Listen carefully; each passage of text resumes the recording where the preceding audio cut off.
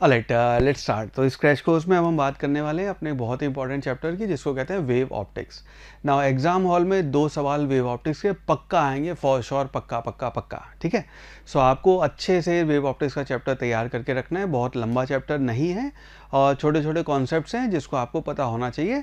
2 सवाल अगर आप देखेंगे तो एक YDSC का पक्का आ रहा है, दूसरा सवाल अक्सर पोलराइजेशन या डिफ्रैक्शन पे आ जाता है। तो 2 सवाल है पक्का जो आपके सिलेबस में आएंगे और इसको अच्छे से प्रिपेयर करके रखना है आपने को, ठीक है।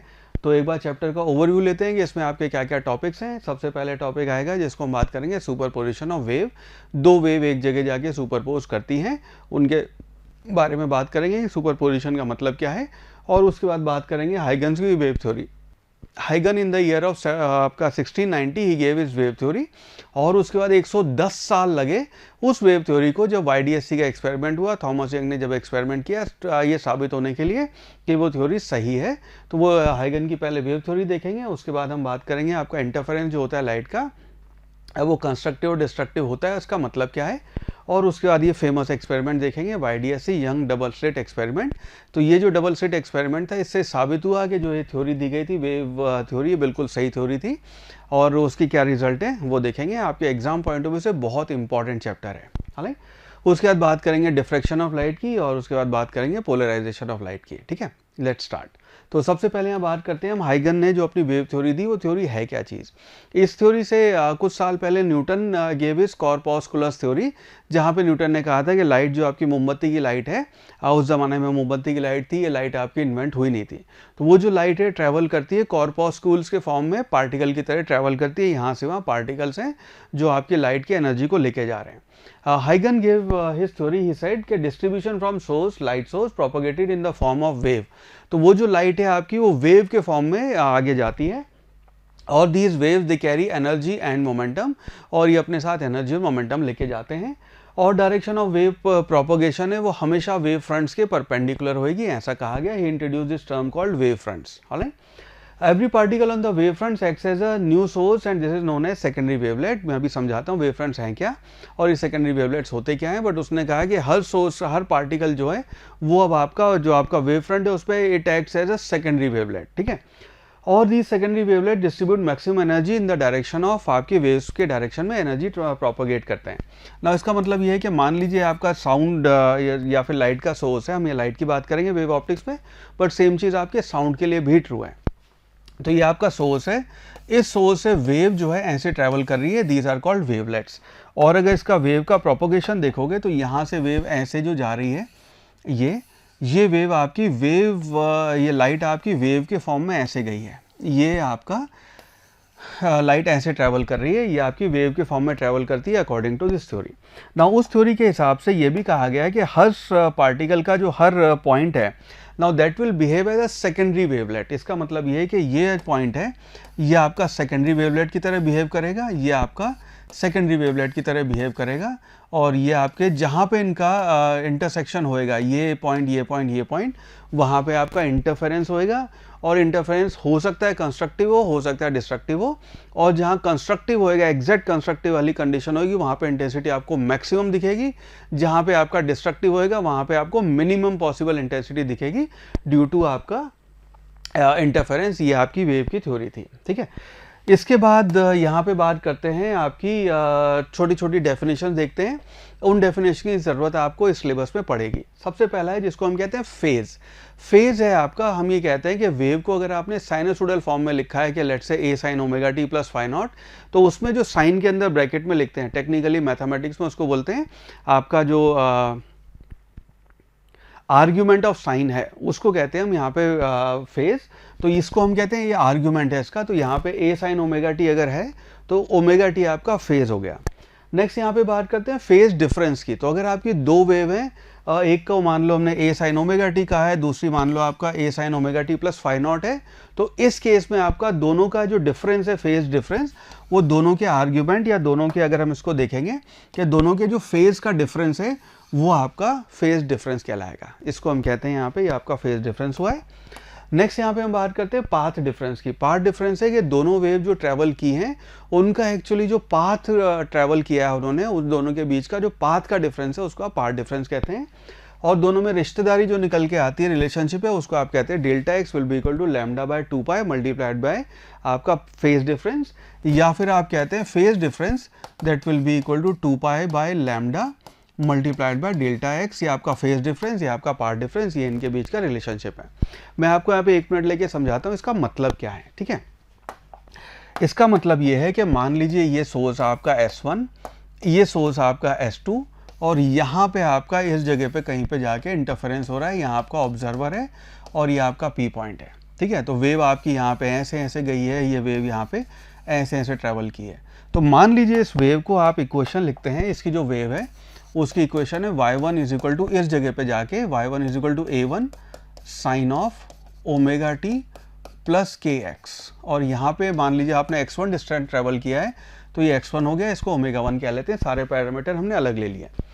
दूसरी इक्वेशन, जब वेव है यहाँ पहुँची है, उसकी वैल्यू हो गई मान लीजिए y2 is equal to a2, amplitude भी हम अलग मान रहे हैं, मल्टीप्लाइड बाय ये आएगा sign of omega 2t plus के x2। मान लीजिए यहाँ से यहाँ डिस्टेंस आपने x2 ट्रेवल किया है, ये आपका ये वेव यहाँ पहुँच के हो गई, ठीक है। अब जब यहाँ पे इंटरफेरेंस होएगा या फिर इनका सुपर पोजिशन होएगा, अब इसको ऐसा समझना कि ये हो क्या रहा है फिनोमिना। फिनोमिना ये है कि वहाँ से आपको साउंड आ रही है, वहाँ से आपको साउंड आ रही है, अपनी जगह पे आप दोनों सुन रहे हैं, वहाँ से लाइट आई, वहाँ से लाइट आई, यहाँ पे आप दोनों देख रहे हैं। आपके पास ये ऑप्शन नहीं होता कि उसको तो मैं सुनूंगा या देखूंगा, इसको मैं टोटली इग्नोर कर रहा हूँ, I am not going to listen to this और वॉच दिस। ये आपके पास ऑप्शन नहीं है, बिकॉज जिस जगह पे आप हैं वहाँ पे दोनों वेव्स आके इंटरफेयर करेंगी ही करेंगी। इसका एक और प्रैक्टिकल एग्जांपल मैं आपको देता हूँ। जैसे समुद्र है, सी है, ओशन है, उसमें आपकी वेव्स बनती हैं। तो यहाँ से एक वेव बनी, यहाँ से दूसरी वेव आ रही है, और इस जगह पे जाके वेव का दोनों का इंटरफेरेंस हो रहा है। उसी वजह से आपके समुद्र में तूफान आते हैं। तो आपका शिप अगर है तो वो एकदम से हाई टाइड पे जाएगा, फिर एकदम से लो उस पे जाएगा, वो आपका इंटरफेरेंस का फिनोमिना है। आप ये नहीं कह सकते कि इस वेव को तो हम देखेंगे, इसको हम इग्नोर कर रहे हैं, आप नहीं कर सकते, बिकॉज जिस जगह पे आप हैं वह इंटरफेरेंस होगा ही होगा। अगर आप मैक्सिमा की लोकेशन पे इस वक्त हैं, वेव जो ट्रैवल करके सुपरपोज कर रही है, आपको मैक्सिमा, वो आपका समुद्री जहाज ऊपर जाएगा ही जाएगा, मिनिमा है तो उसके बाद नीचे आएगा ही आएगा, ये पक्की बात है, ठीक है। और ये आपका इंटरफेरेंस का एग्जाम्पल है। सेम बात यहाँ पे आपकी साउंड में और लाइट में होगी, इंटरफेरेंस होगा ही होगा। ऑलराइट, तो यहाँ पे जो अगर आप देखोगे तो इनका जो डेल्टा डिफरेंस है, फेज का डिफरेंस डेल्टा फाई, वो आएगा इन दोनों के इस फेज का डिफरेंस। इसको आप लिखोगे this will be equal to, मान लो 2 में से हम 1 माइनस कर रहे हैं, तो फेज डिफरेंस आएगा omega 2 minus omega 1, T common ले रहे हैं हम, प्लस आएगा आपका के x2 माइनस x1, ये आपका फेज डिफरेंस आएगा। नाउ इसको हम यहाँ पे कहते हैं कोहेरेंट सोर्सेज, जिसमें हम कहेंगे मान लो omega 2 is almost equal to omega 1, यानी कि इसकी वैल्यू आपकी 0 हो गई। और ये जो है एक्चुअली दोनों का पाथ डिफरेंस है डेल्टा एक्स, यानी कि आपका डेल्टा फाई जो है दैट विल बिकम, ये आपका के मल्टीप्लाइड बाय ये आपका डेल्टा एक्स हो जाएगा। और के को हम 2 पाई बाय लैम्डा लिखते हैं, तो हेंस आपका रिलेशन आ गया कि आपका डेल्टा फाई जो है वो आपका के डेल्टा एक्स से ऐसे रिलेटेड है, और के की वैल्यू 2 पाई बाय लैम्डा होती है। वेव्स में पढ़ा हुआ है आपने, ये वेव कांस्टेंट कहलाता है, ठीक है। तो ये आपका डेल्टा फाई हो गया ये। सिमिलरली यहाँ पे एक बात करते हैं हम टाइम डिफरेंस की, सेम रिलेशन है। टाइम डिफरेंस जो है उसको आप लिखेंगे this will be equal to T divided by 2 pi multiplied by delta phi. Time difference जब हम देख रहे हैं तो हम ये सेकंड वाला पोर्शन है डेल्टा एक्स, इसको 0 मान लेते हैं। यहाँ पे आप ओमेगा है, ये ओमेगा है, इसको आपने टी बाय 2 पाई लिखा है, और ये आपका ये वैल्यू आ जाएगी, ठीक है। सो ये आपका टाइम डिफरेंस हो जाएगा। यूजुअली अपने लिए ये इंपॉर्टेंट है, इसके ऊपर ढेरों सवाल बनते हैं, इसको आपने ध्यान रखना है। हाँ, चलो आगे बढ़ते हैं। अब बात करते हैं अपने सुपरपोजिशन ऑफ वेव की। क्या आपकी दो वेव इस चैप्टर में जब हम बात करेंगे कि एक जगह पे सुपरपोज कर रही हैं, तो उस केस में हम ये कहते हैं कि रिजल्टेंट एम्पलीट्यूड और इंटेंसिटी जो आएगा, सो मान लीजिए आपकी दो वेव है, यहाँ पे थोड़ी सी मैथ्स इन्वॉल्व है, तो उसको हम यहाँ पे फटाफट कवर करते हैं। सो सुपर पोज हो रही है दो वेव, जिसको आपने कहा y1 ये है और y2 ये है, दोनों के बीच में फेज डिफरेंस आपका डेल्टा फाई आपका ये फेज डिफरेंस है, और a1 a2 इनके इंडिविजुअली एम्पलीट्यूड है। सिनेरियो ये है कि ये आपका सोर्स S1, ये आपका सोर्स S2, इस जगह P पे जाके आपका ऑब्जर्वर है, लाइट अगर है तो देख रहा है, साउंड अगर है तो सुन रहा है, दो वेव्स ऐसे ऐसे जा रही हैं। ये डिस्टेंस ट्रैवल x1 है, ये डिस्टेंस ट्रैवल x2 है, वगैरह वगैरह, सारी बातें हो रही हैं। नाउ इस केस में फेज डिफरेंस जो आ गया आपको फाई हो गया, और जिस जगह पे सुपरपोज कर रही है वहाँ पे डिफरेंस हो गया। नाउ इसमें थोड़ी सी मैथ्स इन्वॉल्व है, इसमें मैथ्स की डिटेल में यहाँ नहीं जा रहा हूँ। रिजल्ट है जो हमारे लिए इंपॉर्टेंट है वो ये है कि जब यहाँ पे दोनों सुपरपोज करेंगी तो दोनों वहाँ पे साइनसोइडल वेव ही बनाएंगी। मैथ्स का इसका प्रूफ है, बट अभी वो प्रूफ हम यहाँ पे इग्नोर कर रहे हैं। तो वो जो आपकी फाइनल वेव बनेगी y, वो आपका a sine omega T plus theta, इस टर्म से आपकी ये वेव बनेगी। यहाँ पे जो a की वैल्यू आएगी वो a वैल्यू आपकी a1 square plus a2 square plus 2 1 a2 cos delta phi, ये आपकी फाइनल वेव बनेगी यहाँ पे। रिजल्टेंट इंटेंसिटी जो होगी ना, इसको अगर आप देखेंगे तो ये जो दो वेव हुई है, ये दोनों मदर नेचर का बहुत ही प्यारा खेल चल रहा है यहाँ पे, कि इसको ऐसे समझना कि जो वेक्टर्स हैं, वेक्टर दुनिया के सबसे ज़्यादा डिसिप्लिन लोग, कि भैया डायरेक्शन फिक्स है और मैग्नीट्यूड फिक्स है, अगर आपने डायरेक्शन और मैग्नीट्यूड में चेंज किया वेक्टर चेंज हो गया। उसी के अपोजिट है वेव्स है, मोस्ट अनडिसिप्लिन लोग हैं वो हमेशा वेव्स को फॉर्म देखोगे तो हर वक्त डायरेक्शन चेंज होता है, हर वक्त उसका आपका मैग्नीट्यूड चेंज होगा। लेकिन एट द सेम टाइम यहाँ पे जैसे दो वेव ऐड हो रही हैं, वो ऐसे वेव ऐड हो रही हैं जैसे आपकी दो वेक्टर्स को हमने ऐड किया था। तो ये रिजल्ट आपको याद होगा, वेक्टर्स में हमने पढ़ा था कि a का square will be equal to आपका a1 square plus a2 square plus twice a1 a2 cos delta phi, ये गॉस थीटा, ये आपके दो वेक्टर्स हमने ऐसे ऐड किए थे, तो वेव्स आपकी ऐसे ही ऐड हुई हैं। सिमिलरली अगर इसको आप लिखेंगे इंटेंसिटी के टर्म में, तो आप लिखोगे, बिकॉज हमें पता है इंटेंसिटी जो है that is proportional to a square, तो i की वैल्यू हो जाएगी under root of i1 plus under root of i2 plus twice, ये आपका अंडर रूट नहीं आएगा यहाँ पे,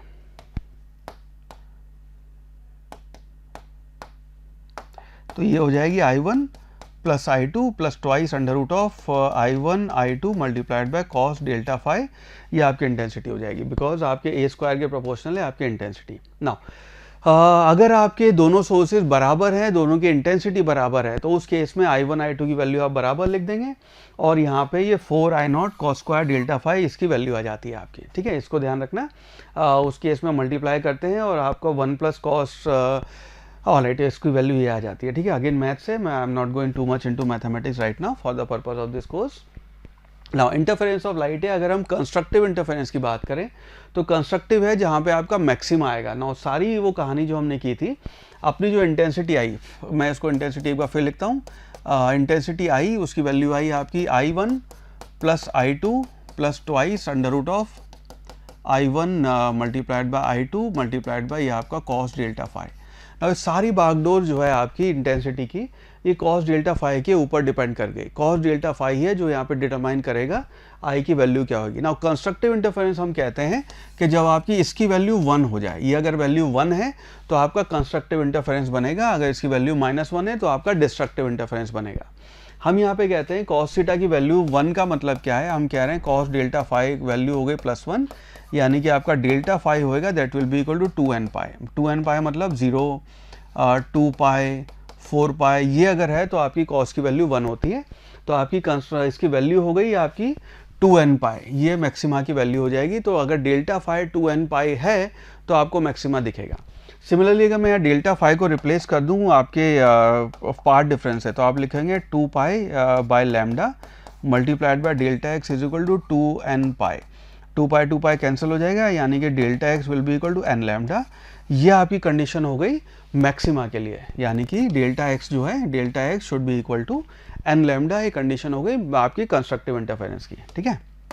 चलो नेक्स्ट यहाँ पे बात करते हैं आपके डिस्ट्रक्टिव इंटरफेरेंस की। तो डिस्ट्रक्टिव अच्छा, कंस्ट्रक्टिव में ही जो अपना एम्पलीट्यूड आएगा, तो ए मैक्सिमम की अगर आप बात करेंगे तो ए मैक्सिमम जो आया अपना that will be equal to आपका a1 प्लस a2, ये आपकी मैक्सिमम वैल्यू हो जाएगी।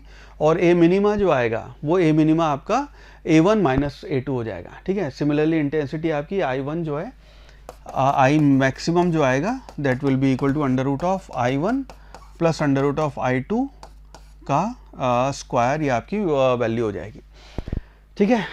अगर दोनों इंटेंसिटी बराबर हैं तो आपकी I0 इसके बराबर आपकी इंटेंसिटी हो जाएगी, ठीक है। चलो डिस्ट्रक्टिव इंटरफेरेंस वो होएगा जहाँ पे हम कहेंगे आपकी कॉस डेल्टा फाई की वैल्यू -1 है, यानी कि आपकी कंडीशन हो गई डेल्टा फाई जो है that should be equal to 2n - 1 multiplied by lambda, ये आपकी कंडीशन हो गई। डेल्टा एक्स की कंडीशन हो जाएगी 2n - 1 multiplied by lambda by 2, ठीक है।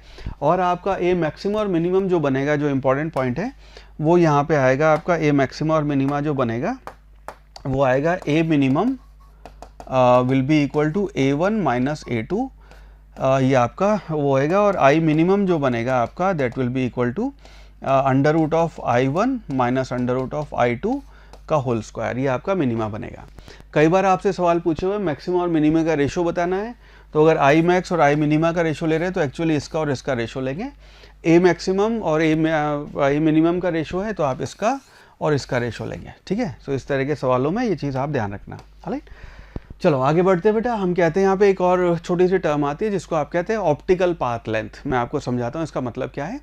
ऑप्टिकल पाथ लेंथ आपका होता है कि से फॉर एग्जांपल लाइट आपकी एक, चलो मैं ऐसे समझाता हूँ कि लाइट आपकी ये आपका टी डिस्टेंस है, थिकनेस है आपकी टी, आपका मीडियम है। यहाँ पे लाइट आपकी ट्रेवल की स्पीड से सी स्पीड से। नाउ यहीं पे अगर हम कहें कि ये आपका, मान लो इस जगह पे, इस टी थिकनेस पे आपने कोई मीडियम डाल दिया जिसका रिफ्रैक्टिव इंडेक्स n है, ठीक है, और उससे जब लाइट आपकी ट्रैवल करेगी तो यहाँ पे वेलोसिटी जो है उसकी वो c/n हो जाएगी। तो यहाँ पे आपका टाइम थोड़ा सा ज़्यादा लगेगा। लेकिन इस पूरे चैप्टर में सारी कहानी हम करते हैं पाथ डिफरेंस की, हमें पाथ डिफरेंस पे इंटरेस्ट है।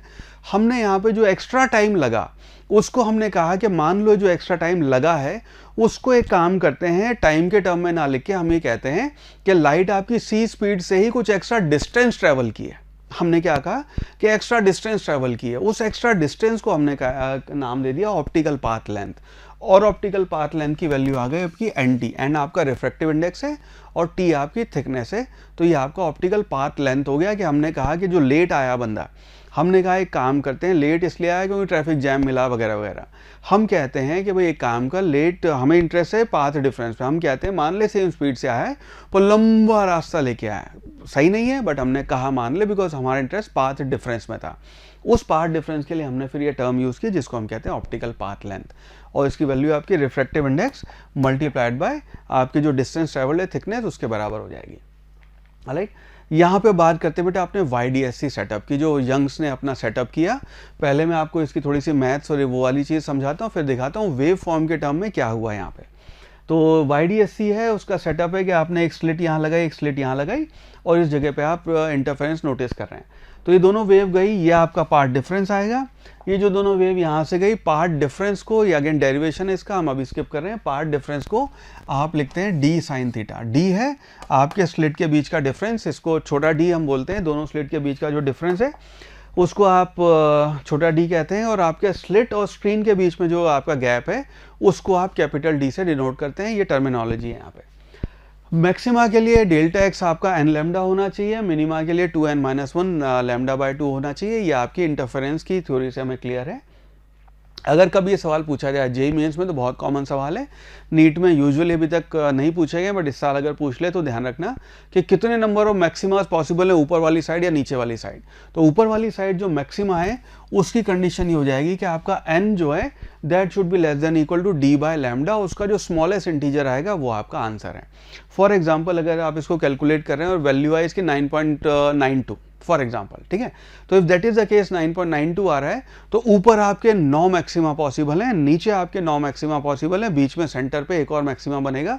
तो ऊपर 9, नीचे 9 और बीच वाला वो, ये मिला के आपके 9 + 9 + 1 19 मैक्सिमा हो गए टोटल, ठीक है।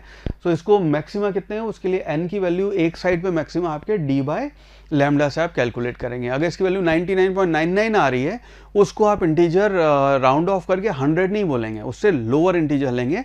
तो 99 ऊपर 99 नीचे, एक central maxima which makes it 199, ठीक है। चलो नेक्स्ट इसके बाद बेटा यहाँ बात करते हैं YDSC सेटअप में ही ये आपके जो फ्रिंजेस बनते हैं। तो आपने जो सेटअप देखा वहाँ पे एक bright fringe, bright fringe, bright fringe. Terminology है कि आपका जो सेंटर पे बनेगा उसको आप कहते हैं सेंट्रल मैक्सिमा। ऊपर आपका जो फर्स्ट ब्राइट आएगा उसको आप कहते हैं first maxima, second maxima, third maxima. Similarly नीचे जो आपके फ्रिंजेस बनेंगे उसको भी आप कहते हैं first maxima, second maxima, third maxima. ये आपकी टर्मिनोलॉजी है। तो ऊपर भी first, second, third, fourth maxima आएंगे, नीचे भी आपके first, second, third, fourth maxima आएंगे, और बीच में मैक्सिमा और दो मैक्सिमा के बीच में आपका मिनिमा आएगा, बिकॉज आपका lambda lambda lambda 1 lambda 2 lambda 3 lambda 4 lambda पे तो आपके मैक्सिमास आ रहे हैं, और 1.5 लैम्डा 0.5 लैम्डा 1.5 लैम्डा 2.5 लैम्डा उस पर आपके मिनिमास आएंगे। इनके बीच जो गैप होता है उसको आप यहाँ टर्म देते हैं जिसको हम कहते हैं बीटा, ठीक है, which is called fringe width.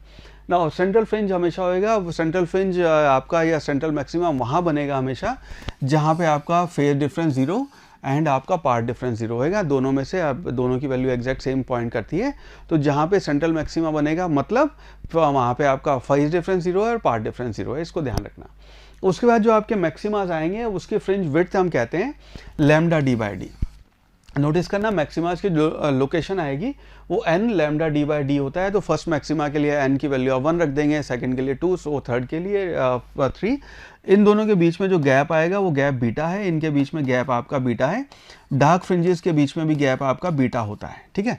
और एक ब्राइट फ्रिंज और एक नियरेस्ट डार्क फ्रिंज के बीच में आपका गैप बीटा बाय 2 होएगा, ठीक है। ये आपकी बीटा की वैल्यू हो गई। नाउ मैं एक बार आपको ये विजुअलाइज करवाता हूँ कि एक्चुअली यहाँ पे हुआ क्या है। वेव फ्रंट के टर्म्स में बात करते हैं तो YDSC सेटअप में आपने एक स्लिट यहाँ ली, एक स्लिट आपने यहाँ ली। अगर यंग्स की थ्योरी सही है, 110 साल लगे बाद में इसको प्रूव करने के लिए, तो अगर थ्योरी सही है तो ये सारे लाइट आपकी वेव की फॉर्म में ऐसे ऐसे ऐसे ट्रैवल करेंगे। ये एक की आपकी वेव्स हो गई, दूसरे की वेव आपकी यहाँ से ऐसे ऐसे ऐसे ऐसे ये ऐसे ट्रैवल करेंगे। नाउ जहाँ जहाँ पे इनका इंटरफेरेंस हुआ उस लोकेशन को अगर आप देखेंगे, मान लीजिए स्क्रीन आपने यहाँ रखी है, तो यहाँ पे आपका एक सेंट्रल मैक्सिमा बन गया, बिकॉज यहाँ से और यहाँ से लेट से दोनों का डिस्टेंस बराबर था, दोनों का पाथ डिफरेंस 0 था, तो आपका यहाँ सेंट्रल मैक्सिमा बना। अगला मैक्सिमा यहाँ कहीं बनेगा, यहाँ कहीं बनेगा, यहाँ कहीं बनेगा, यहाँ कहीं बनेगा, वो आपके कंडीशन जहाँ पे आपका डेल्टा एक्स n लैम्डा है वहाँ पे आपको मैक्सिमा दिखाई देंगे। ये आपकी वेव YDSC एक्सपेरिमेंट है, ठीक है। सो ये आपका, आई होप ये चीज़ समझ में आई। फ्रिंज विड्थ आपको ध्यान रखना है। एक और यहाँ पे छोटी सी डेफिनेशन है which is called angular fringe width. इसके ऊपर भी सवाल बनते हैं।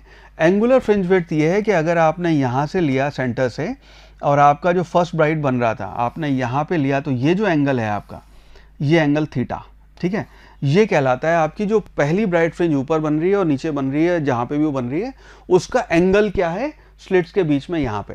और इसको वो देखोगे तो बेटा ये हाइट आपकी बीटा है और ये डी है, तो आपका टेन थीटा लिखोगे तो आप लिखोगे tan theta is equal to beta by D. Now theta अगर बहुत छोटा हो तो tan theta is almost theta, उसको हम लिखते हैं बीटा बाय डी। ये आपका एंगुलर फ्रिंज विड्थ हो जाती है, तो इसको आप बीटा बाय डी लिखते हैं। बीटा का फॉर्मूला अगर लगा देंगे तो कैपिटल डी कैंसिल हो जाएगा, उसी को आप लैम्डा बाय छोटा डी भी लिखते हैं। ये आपकी वैल्यू होगी एंगुलर फ्रिंज विड्थ की। जो रिजल्ट आएगा वो रेडियन में आएगा। कभी अगर डिग्री में पूछा जाए तो उसको 180 बाय पाई से मल्टीप्लाई करना मत भूलना, ठीक है। चलो लेट्स मूव फॉरवर्ड। उसके बाद एक और आपका कॉमन सवाल है कि अगर आपने जो भी YDSC सेटअप था उसको लेके मान लो पानी में डुबो दिया, if that is the case, तो उस केस में आपकी फ्रिंज विड्थ जो है तो वो आपकी श्रिंक हो जाती है, जो भी आपका रिफ्रैक्टिव इंडेक्स है उसकी वजह से।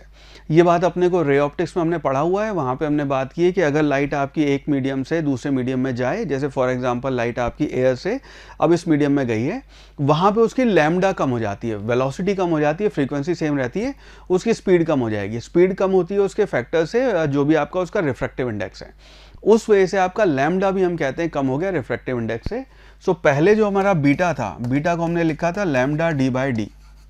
अब जो आपका बीटा डैश आया, क्योंकि वहाँ पे लैम्डा डैश हो गया, उसको लिखेंगे लैम्डा डैश बाय डी।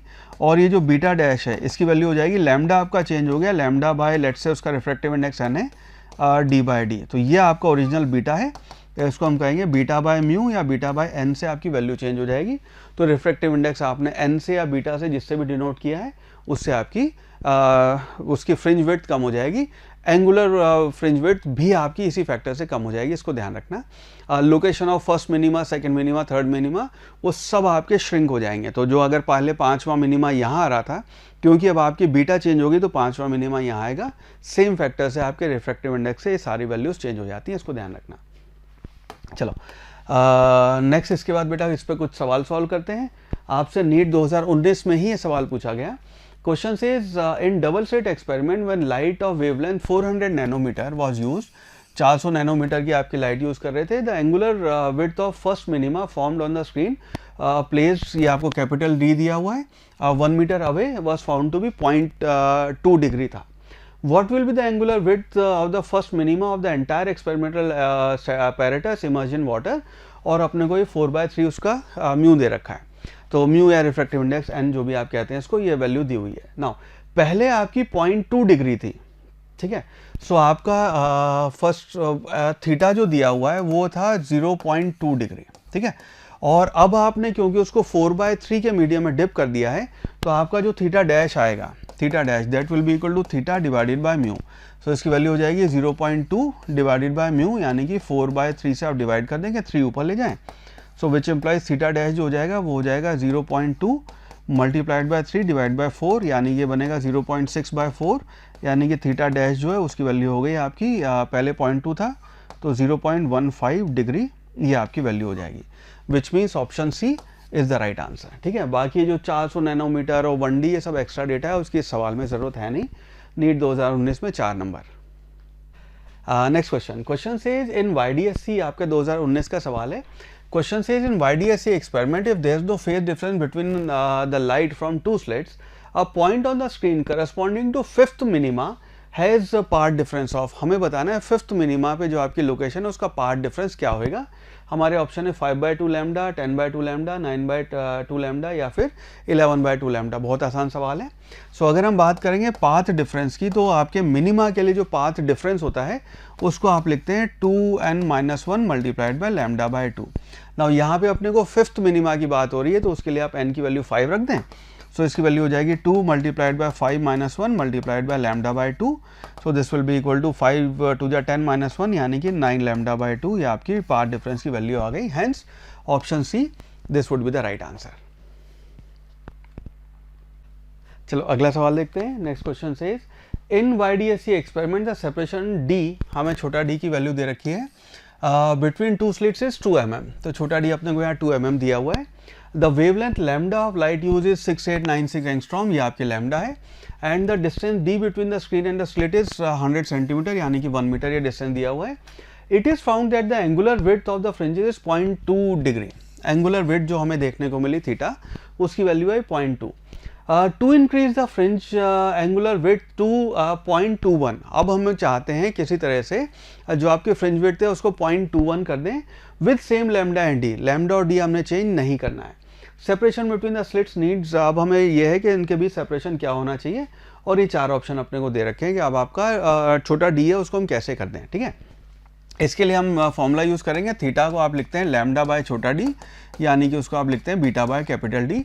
इस वाली चीज़ को हमने यहाँ पे इस्तेमाल करना है। तो इस फॉर्मूले से हम ये कह सकते हैं छोटा d will be equal to lambda divided by theta. अब हम यहाँ चाहते हैं डी की वैल्यू जो है उसको निकालना। सो हम यहाँ कहेंगे d2 डिवाइड बाय d1। अगर आप इसको दोनों की वैल्यू देखेंगे, so this will be equal to lambda के डायरेक्टली प्रोपोर्शनल है, लैम्डा 2 बाय लैम्डा 1 मल्टीप्लाइड बाय, ये हो जाएगी वैल्यू आपकी theta 1 divided by theta 2। Now इस केस में क्योंकि आपका लैम्डा हमने सेम रखा है, तो ये रेशो तो आपका 1 हो गया, which implies final value d2 will be equal to theta 1 divided by theta 2 multiplied by आपका d हो जाएगा। ठीक है, d1। इस रिजल्ट को आप यूज़ करेंगे तो फाइनल आंसर अपना आ जाएगा। सो से फॉर एग्जांपल यहाँ पे अपने को d2 की वैल्यू निकालनी है। d2 कितना होएगा ये हमें बताना है। Will be equal to theta 1। Theta 1 original जो है अपना वो है 0.2 डिग्री। थीटा 2 है जो हमें बाद में करना है, वो है आपका 0.21 डिग्री मल्टीप्लाइड ओरिजिनल डिस्टेंस है। ओरिजिनल डिस्टेंस आपका 2 mm है। ठीक है, इसको जो आप कैलकुलेट करेंगे 0.2 और 0.21 को डिवाइड करेंगे और उसके बाद 2 से मल्टीप्लाई करेंगे, इसकी अप्रॉक्सीमेटली वैल्यू आ जाएगी आपके 1.9 mm। ठीक है, सो विच मीन्स आपका option B would be the right answer. So ये आपकी करेक्ट चॉइस हो जाएगी। ऑलराइट, नेक्स्ट अब यहाँ पे बात करते हैं बेटा डिफ्रैक्शन ऑफ लाइट की। डिफ्रैक्शन ऑफ लाइट हम ये कहते हैं कि अगर आपकी लाइट जो है वो सिंगल स्लिट से अगर जाए तो लाइट आपकी ये इफेक्ट दिखाती है कि लाइट आपकी फैल जाती है, जो सामने स्क्रीन है उस पर डिफ्रैक्शन पैटर्न्स आते हैं। यह आपने अपने कमरे में भी नोटिस किया होगा कि मान लीजिए आपके अपने रूम में बैठे हैं और एकदम घुप अंधेरा है, आपने सारी लाइट वाइट बंद कर दी है, सोने को आप तैयार हैं, बाहर रूम की कहीं पे लाइट जल रही है और आपका दरवाजा ऐसा है कि बिल्कुल बंद है, बट उसमें बिल्कुल मान लीजिए हेयर लाइन का पतला सा गैप रह गया है। उस गैप से जो आपकी लाइट आ रही है, अगर आप अपोजिट दीवार पे देखेंगे तो वहाँ पे इतना बड़ा पैच जो है वो आपका ब्राइट दिखता है, वो आपका डिफ्रैक्शन का पैटर्न है। उतने क्लियरली हमें मैक्सिमम और मिनिमा वहाँ पे दिखाई नहीं देते हैं एक्सपेरिमेंटल सेटअप में, of course we can do it better, पर वो जो फिनोमिना है वो आपका डिफ्रैक्शन का फिनोमिना है। ठीक है, डिफ्रैक्शन में ये है कि फिनोमिना ऑफ, इसकी टेक्निकल डेफिनेशन ये है कि जो लाइट आपकी यहाँ से एंटर की, वो लाइट जो ऐसे बेंड हो जाती है आपके एजेस से या फिर आपके ऑब्स्टेकल के कॉर्नर से, उस फिनोमिना का आप डिफ्रैक्शन कहते हैं। एंगुलर विड्थ जो आएगी यहाँ पे, अच्छा यहाँ पे एक आपका सेंट्रल मैक्सिमा, एक मैक्सिमा आता है। इंटरफेरेंस में तो हमने देखा था अल्टरनेट मैक्सिमा मिनिमा आ रहे होते हैं, ये यहाँ से लेके वो वहाँ तक। हम यहाँ पे कहते हैं जो आपका डिफ्रैक्शन का पैटर्न है उसमें आपको एक सेंट्रल मैक्सिमा दिखाई देगा। उस सेंट्रल मैक्सिमा का जो आपका एंगुलर विड्थ आएगी, इसको आप टोटल यहाँ से यहाँ तक, तो फर्स्ट डार्क से फर्स्ट डार्क दोनों साइड पे देखेंगे, उसकी जो एंगुलर विड्थ आती है वो 2 थीटा, तो ऊपर वाला एंगल थीटा, नीचे वाला एंगल थीटा, टोटल को मिला के हम उसकी एंगुलर विड्थ कहते हैं। उसकी वैल्यू आती है twice lambda divided by B. B यहाँ पे जो स्लिट है, एक सिंगल स्लिट है, उस स्लिट का जो थिकनेस है उसको आप बी कहेंगे। ये आपकी एंगुलर विड्थ आती है। लीनियर विड्थ अगर देखेंगे तो क्योंकि यहाँ पे हम इस एंगल को बहुत छोटा मान रहे हैं, तो उसकी value 2 theta multiplied by D हो जाएगी। tan थीटा की टर्म्स में निकाल के ये वैल्यू आती है, और ये फॉर्मूला आपने ध्यान देना है, ठीक है। डी अगेन स्क्रीन और उसके बीच का डिस्टेंस है, सो ये आपका 2d थीटा बन जाएगा, या फिर 2 लैम्डा एफ बाई बी, ये आपकी इसकी वैल्यू आ जाएगी, ठीक है। राइट, नेक्स्ट मूव करते हैं बेटा आगे, मूव ऑन करते हैं यहाँ पे पोलराइजेशन ऑफ लाइट पे। अगेन ये फिनोमिना है polarisation of light, day to day उसमें आप ऑब्जर्व कर सकते हैं पोलराइजेशन ऑफ लाइट को। मैं अगर आप इसको ऐसे समझाऊं तो बेसिक, बिल्कुल बेसिक से अगर मैं समझाऊं कि पोलराइजेशन है क्या, पहले समझते हैं अनपोलराइज क्या है। तो से फॉर एग्जांपल मान लीजिए, चलो इससे काम चला लेते हैं। मान लीजिए ये आपकी एक वायर है ना, ब्लैक वाली वायर लेते हैं। मान लीजिए ये आपकी एक वायर है, ठीक है। आई होप ये वायर आपको दिख रही होगी। मान लीजिए इस वायर को मैंने ऐसे पकड़ा हुआ है, और इस वायर को पकड़ के मैं ऐसे वाइब्रेट करूं, तो अगर मैंने इसको ऐसे वाइब्रेट किया है तो बेटा इसमें ऐसे ऐसे ऐसे ऐसे वेव जनरेट हो जाएंगी। इसी वायर को अगर मैं ऐसे पकड़ के वाइब्रेट करूं तो इसमें अब ऐसे ऐसे ऐसे ऐसे वायर्स में आपकी वेव जनरेट हो जाएंगी। नाउ इमेजिन करो कि अगर मैंने वायर्स लिए, बहुत सारी वायर्स हैं, कुछ वायर में तो वेव ऐसे जा रही है, कुछ में वेव ऐसे जा रही है, कुछ में वेव ऐसे, हर डायरेक्शन में आपकी वेव हो सकती है। If that is the case, उस सोर्स को हम बोलेंगे अनपोलराइज। मतलब लाइट जो आपकी आ रही है, छोटे छोटे वेव्स पार्टिकल हैं, कुछ ऐसे वाइब्रेट कर रहे हैं, कुछ ऐसे, हर डायरेक्शन में वाइब्रेट कर रहे हैं। If that is the case, उसको हम कहते हैं अनपोलराइज लाइट। तो आपके कुछ वाइब्रेशन ऐसे हैं, कुछ ऐसे हैं, कुछ ऐसे हैं। अभी यहाँ पे हम जानबूझ के ई और बी की बात नहीं कर रहे हैं, हम ये नहीं कह रहे हैं कि इलेक्ट्रिक फील्ड कौन सी है, मैग्नेटिक फील्ड कौन सी है, बिल्कुल बेसिक में आपको समझा रहा हूँ। कुछ वाइब्रेशन आपके ऐसे भी हो सकते हैं, कुछ वाइब्रेशन, तो हर डायरेक्शन में जो लाइट यहाँ से आ रही है, इसके हर डायरेक्शन में वाइब्रेशन हो रहे हैं। और यहाँ पे हमने कुछ एक फिनोमिना किया जिसको आप पोलराइजर लगाते हैं, उसके बाद आपको लाइट सिर्फ और सिर्फ मान लो इस डायरेक्शन में मिल गई। Now this will be called polarise light. तो अब आपको ये यहाँ जो लाइट मिलेगी इसको आप कहते हैं पोलराइज लाइट है। इसमें वाइब्रेशन आपके सिर्फ एक डायरेक्शन में हो रहे हैं, वही लोग पास किए यहाँ से जो इस डायरेक्शन में वाइब्रेट कर रहे थे। ये आपकी पोलराइजेशन का फिनोमेना है। तो पोलराइज कहते हैं कि अनपोलराइज लाइट है, हमने पोलराइजर लगाया और आगे डिटेक्टर लगाया, तो हमने देखा सिर्फ इस डायरेक्शन के वेव्स आगे पास ऑन हो रहे हैं। यहाँ पे मल्टीपल तरीके हैं लाइट को पोलराइज करने के लिए, 5-6 तरीके जो आपके सिलेबस में आते हैं, पर बाकी सारे तो थ्योरी हैं। लेकिन जो हम जिस चीज़ पे आपके सवाल बनते हैं वो आपका ब्रूस्टर वाला मेथड है। It is called polarization by reflection. Experimentally Brewster ने नोटिस किया कि कुछ ऐसे सर्टेन मटेरियल हैं, क्वार्ट्स हैं, ग्लास हैं, कुछ ऐसे मटेरियल हैं जो नेचुरल एग्जिस्ट करते हैं, जिनके ऊपर अगर आपकी लाइट इंसिडेंट हो तो वो लाइट आपकी रिफ्लेक्ट भी होएगी, रिफ्रैक्ट भी होएगी, और आपकी जो रिफ्लेक्टेड लाइट है वो रिफ्लेक्टेड लाइट अपने आप ही प्लेन पोलराइज हो जाती है, जो रिफ्रैक्ट हुई वो पार्शियली पोलराइज रहेगी, ठीक है। This is what the phenomena जो यहाँ पे नोटिस किया है, नेचुरल एग्जिस्टिंग चीज़ें ऐसे पोलराइज कर देती हैं। तो जो रिफ्लेक्टेड लाइट हुई, इसमें अब एक्सपेरिमेंटली नोटिस किया, जो रिफ्लेक्टेड लाइट है और जो रिफ्रैक्टेड लाइट है उनके बीच में बाय डिफ़ॉल्ट 90 का एंगल है, ऐसा हमने नोटिस किया, ये है फिनोमेना।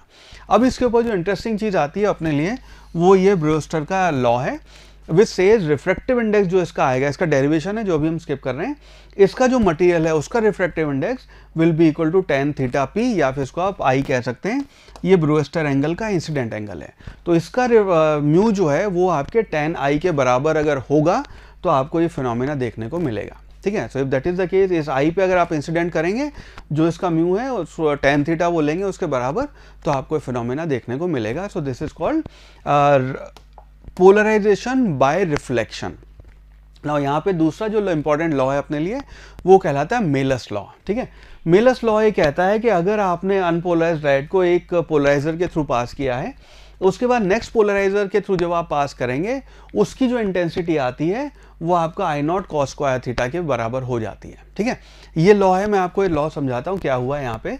तो मान लीजिए आपकी लाइट आ रही थी जिसकी पोलराइजेशन आपने ऐसे ऐसे किया हुआ था। ठीक है, ये आपकी पहले अनपोलराइज लाइट थी, उस अनपोलराइज लाइट को आपने पोलराइजर लगा के किया और अब आपकी इंटेंसिटी इसकी आई नॉट है और ये लाइट ऐसे पोलराइज होकर जा रही है। इसको इमेजिन करने के लिए, विजुलाइज करने के लिए आप ऐसे समझ सकते हैं कि मान लीजिए बहुत सारे लोग डांस कर रहे हैं, कुछ लोग ऐसे डांस कर रहे हैं, कुछ ऐसे डांस कर रहे हैं, कुछ ऐसे डांस कर रहे हैं। आपने एक दरवाजा ऐसे यहाँ लगा दिया कि जो सिर्फ ऐसे डांस कर रहे हैं वो लोग बाहर निकल पाएंगे, जो ऐसे डांस कर रहे थे वो डांस करते करते वहाँ पे अटक जाएंगे। तो इसको ऐसे को डांस करके लोग यहाँ आ रहे हैं, कुछ ऐसे डांस कर रहे हैं, कुछ ऐसे, कुछ ऐसे। तो जो लोग ऐसे डांस कर रहे हैं वही लोग इस दरवाजे के थ्रू पास हो पाएंगे। ये हमने पोलराइजर करके अनपोलराइज लाइट जो थी उसको पोलराइज कर दिया। ना उसके बाद आपने मान लीजिए एक और दरवाज़ा लगाया, एक और दरवाज़ा ऐसे लगाया कि उसमें ऐसे करके आप चाहते हैं कि ऐसे करके जो पहले जो सीधे आ रहे थे उसको अब ऐसे करके आप वो वाले लोग आएंगे थीटा एंगल पे। इसका जो एंगल था उससे थीटा एंगल पे आपने नेक्स्ट पोलराइजर लगाया। नाउ ये जो आपकी पोलराइज लाइट है, जो ये पोलराइज आपकी लाइट आ रही है, इसके अगर आप दो कंपोनेंट करेंगे तो उस डायरेक्शन में कॉस थीटा वाला कंपोनेंट आया, उसके परपेंडिकुलर आपका साइन थीटा वाला कंपोनेंट आया। ना कॉस थीटा वाला कंपोनेंट तो पास ऑन हो जाएगा, ठीक है। साइन थीटा वाला क्योंकि 90 के एंगल पे वो बिल्कुल ही अटक जाएगा, वो आगे पास नहीं हो पाएगा। If that is the case तो यहाँ पे जो भी इसका एम्पलीट्यूड था, यहाँ जो लाइट अब आपकी बाहर निकलेगी ऐसे करके इस एंगल पे, उसका एम्पलीट्यूड ए कॉस थीटा बाहर निकलेगा, ठीक है। और इंटेंसिटी क्योंकि आपकी इंटेंसिटी जो है ए स्क्वायर के प्रोपोर्शनल है, तो यहाँ जो आपकी इंटेंसिटी आएगी वो आपकी ए कॉस स्क्वायर थीटा यानी कि आई कॉस स्क्वायर थीटा के प्रोपोर्शनल आएगी। तो ये आपका मेलर्स लॉ है कि अगर आपने ये जो पोलराइजर लगाया, पोलराइज लाइट को ही अब आप ऐसे पास कर रहे हैं, उस केस में आपकी intensity I cos square theta हो जाएगी, ठीक है। आई होप ये मेलर्स लॉ आपको समझ में आया। डायरेक्ट इसके फॉर्मूले को आप इस्तेमाल कर सकते हैं अपने एग्जाम हॉल में। एक और चीज़ जो यहाँ पे अपने लिए इम्पॉर्टेंट है वो ये है कि अगर मान लीजिए आपकी पहली इंटेंसिटी यहाँ पे आई नॉट आ रही थी, उसके बाद जब आपने फर्स्ट टाइम इसको पास किया पोलराइजर से, आपकी इंटेंसिटी आई नॉट बाई 2 हो जाएगी। उसके बाद यहाँ पे इंटेंसिटी आपकी आई नॉट बाई 2 जो ओरिजिनल इंटेंसिटी थी multiplied by cos square theta हो जाएगी। इस चीज़ को ध्यान रखना। तो अनपोलराइज लाइट को जो पहली बार आप पास करेंगे उसकी इंटेंसिटी आप आई नॉट बाई 2 रखते हैं, ठीक है। चलो अब बेटा इसके ऊपर सवाल सॉल्व करते हैं। आपके नीट 2017 का सवाल है। Question says two polaroids P1 and P2 are placed with their axes perpendicular to each other. तो हमने दो पोलराइड ऐसे रखे हुए हैं, उनके बीच में 90 डिग्री का एंगल है। Unpolarise light I not is incident on P1, तो आई नॉट आपकी इंटेंसिटी की लाइट P1 पे आई। और third polaroid P3 is kept between P1 and P2। आपने क्या किया, P1 और P2 के बीच में एक और पोलराइजर रखा है such that its axis make an angle of 45 with that of P1। आपने P1 के साथ 45 एंगल पे इसको रखा है। अब सवाल है intensity of light transmitted through P2 क्या होएगा ना। सिनेरियो समझना, ये सिनेरियो है आपका कि यहाँ पे आपकी अनपोलराइज लाइट आ रही है, ये ठीक है। यहाँ आपने एक पोलराइजर रखा 45 के एंगल पे, 45 के एंगल पे आपने एक काम करते हैं 45 ऊपर लिखते हैं। 45 के एंगल पे आपने पोलराइजर रखा है यहाँ पे 45 के एंगल पे, इसको आपने नाम दिया P1, ठीक है। उसके बाद आपने यहाँ पे एक पोलराइजर रखा है P2 और उसका इसके साथ एंगल 90 डिग्री का है। ये आपका ऐसे करके वैल्यू है इसकी। अब आपने क्या किया, इन दोनों के बीच में एक और पोलराइजर रखा है ऐसे ये वाला, और नहीं ये जो ये आपका P3 है इसका एंगल 45 है। तो ये वाला तो पोलराइजर ऐसे था, उसके बाद आपका ये 90 के एंगल पे था, 45 डिग्री पे आपने ये पोलराइजर यहाँ रख दिया। नाउ अब यहाँ पे इंटेंसिटी जो है हम कह रहे हैं अनपोलराइज लाइट है उसकी इंटेंसिटी आई नॉट। अब यहाँ पे आपको बताना है यहाँ जो इंटेंसिटी आएगी इसको I3 कह लेते हैं। I3 आपका कंफ्यूज ना हो जाए, इसको आई डैश कह लेते हैं, ठीक है। ये आपकी जो फाइनल इंटेंसिटी है वो कितनी होगी ये बताना है। सिंपल सवाल है। इसको मैं ऐसे देखना कि यहाँ जो इंटेंसिटी आई नॉट है, P1 से जो लाइट आपकी बाहर पास होएगी उसकी इंटेंसिटी होगी आई नॉट बाई 2। आपकी इंटेंसिटी हो जाएगी आई नॉट बाई 2। ना ये लाइट जब इससे, क्योंकि इन दोनों के बीच में यहाँ पे ये 45 का एंगल है, उसके बाद ये आपका फिर 45 का एंगल ये हो रहा है, यहाँ पे जो आपकी इंटेंसिटी आएगी इसको यहाँ जो इंटेंसिटी इसके बाहर निकलेगी उसको आप लिखेंगे I not by 2 multiplied by cos square 45। क्यों? यहाँ पे आपका 45 का एंगल था, तो ये मेलस लॉ से cos स्क्वायर 45 ये वैल्यू हो जाएगी। इसको अगर आप कैलकुलेट करेंगे तो cos 45 होता है आपका 1/√2, उसका अगर आप स्क्वायर करेंगे तो 1/2 बन जाएगा, यानी कि वैल्यू हो जाएगी I0/4। तो यहाँ पे अब इंटेंसिटी आपकी गई I0/4 की। यहाँ से जो आपकी इंटेंसिटी बाहर निकलेगी ये होगी आपकी I0/4 multiplied by cos square 45। इसको आप दोबारा लिखेंगे, cos स्क्वायर 45 ये वैल्यू आएगी। सो cos स्क्वायर 45 हमें पता है 1/2 होता है, तो फाइनल इंटेंसिटी हो जाएगी आपकी I0/8। सो 1/2 मल्टीप्लाइड बाय 1/4 करेंगे तो 1/8 हो जाएगी, विच मीन्स आपका जो ऑप्शन 2 है I0/8 ये आपका राइट आंसर हो जाएगा। आई होप ये चीज़ आपको समझ में आई। चैप्टर मुश्किल नहीं है, इसके कुछ बेसिक्स हैं जो आपको ध्यान रखने हैं। अगर वो बेसिक्स आते हैं, सवालों की प्रैक्टिस है, तो आपके फटाफट आधे मिनट में इसके सवाल सॉल्व होंगे। ठीक है, I wish you all the best for your exam.